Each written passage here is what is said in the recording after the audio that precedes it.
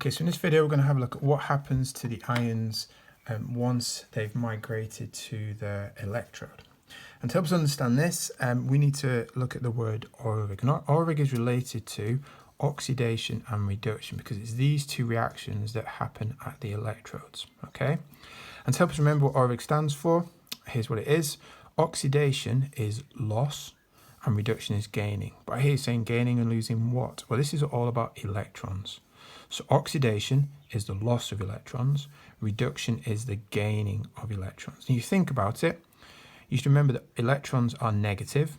So if I lose electrons, if I lose negative, what will I do? I will become more positive. And if I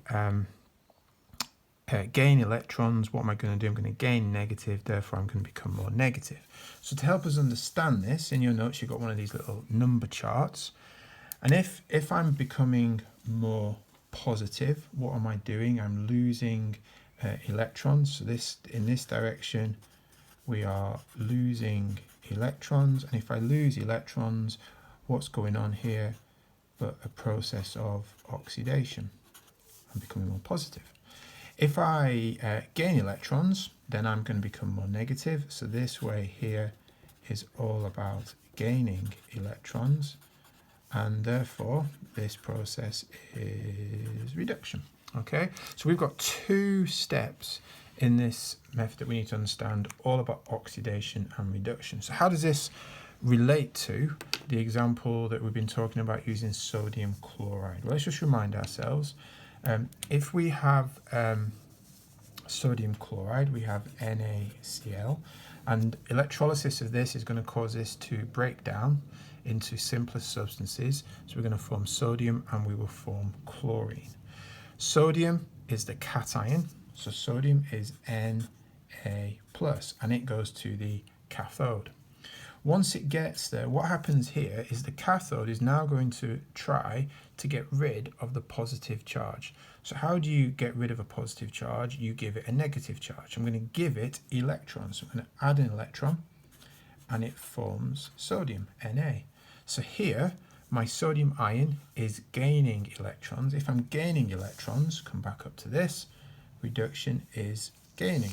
I am gaining electrons, therefore, this is an example of reduction. And the product of this reaction, what's going to be produced, is sodium. Anode. Anode is where the anions go. So the anion in this ionic compound is a chloride ion. And what we've got to do here at the anode is we've got to get rid of the negative charge. We've got to get rid of this electron. This electron sitting here, got to get rid of it. So this will form chlorine and it will release the E-. So this electron that makes it negative is now being released, being lost.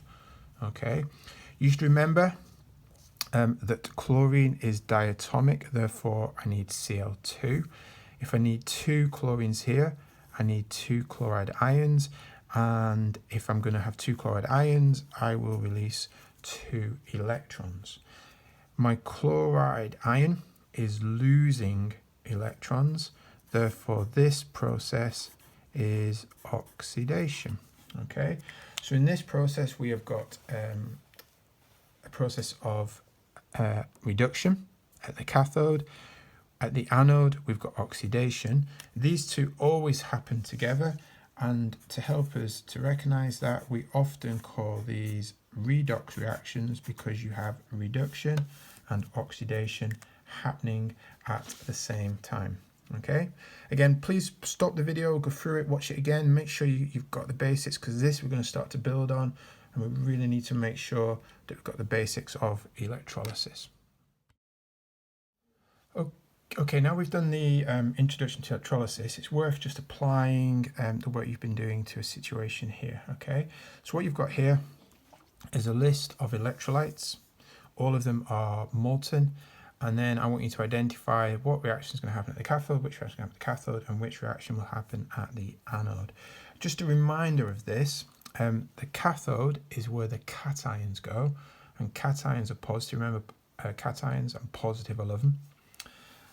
So this is the negative electrode, and therefore the anode is where the anions go, the negative ions go, therefore this is the positive electrode, okay? So here's my electrolyte, lithium chloride. This contains lithium ions, which are Li+, and chloride ions, which are Cl-. If you're struggling to understand why this is the case, just remember, very quick sketch here, that in the periodic table, there's my periodic table, group 1 form +1 ions, then you've got +2, +3, 0, and then it goes -3, -2, -1, and 0. So because lithium is in group 1, it forms a +1 ion. Chlorine forms chloride ions, which are in group 7, which is a -1 ion. So that's how we know the charges on these, okay? So the lithium ion being the cation, goes to the cathode. When it gets here, how do we get rid of this positive charge? We're going to add an electron. We're going to give it an electron. It's going to gain an electron to form lithium metal.